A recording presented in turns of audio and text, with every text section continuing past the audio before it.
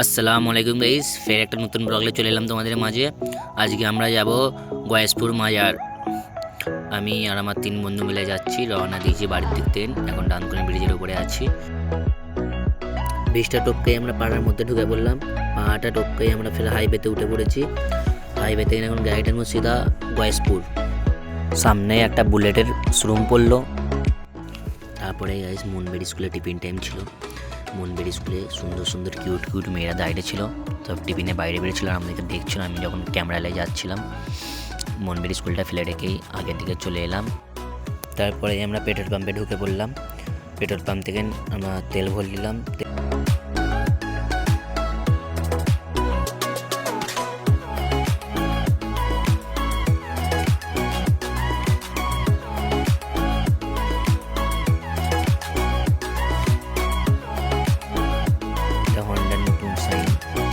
খুলেছে। তারপর আমরা গয়েশপুরে সব ঢুকে পড়লাম। গয়েশপুরে ঢোকার পর আমরা ভেতরে ঢোকার পর আমরা কী করলাম না করলাম এটা তোমরা নিয়ে চোখে সব দেখলো। আমরা ভেতরে ঢোকার পর পুজো করার লেগে গেলাম পুকুরে। দেখলাম একজন গোসল করছে পুকুরে।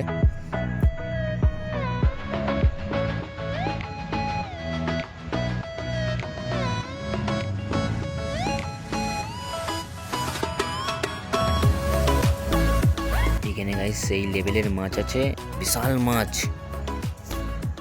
এই জন্য কী মাছ গাইস আমি জানি না, কিন্তু পুঁটি মাছের মতো লাগলো। এখানে একজন বলে না পুঁটি মাছ না, অনেক রকম মাছের চারা ছাড়া আছে, ঠিক বলতে পারছি না কী মাছ। যাই হোক লেকিন বিশাল।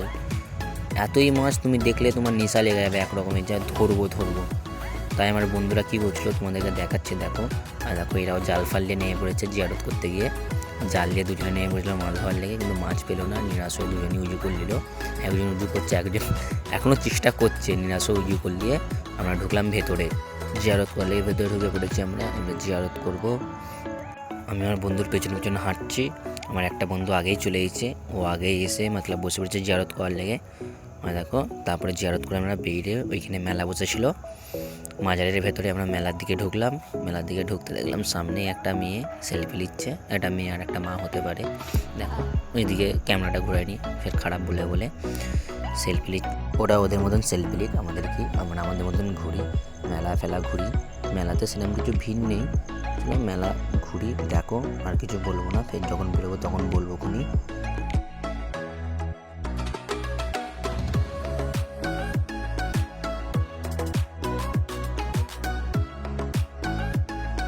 এবার আমাদের মেলাতে বেরোবার সময় হয়ে গেল। আমরা গাড়ি নিয়ে মেলাতে বেরিয়ে পড়লাম। বাড়ির দিকে আমরা রওনা দিলাম।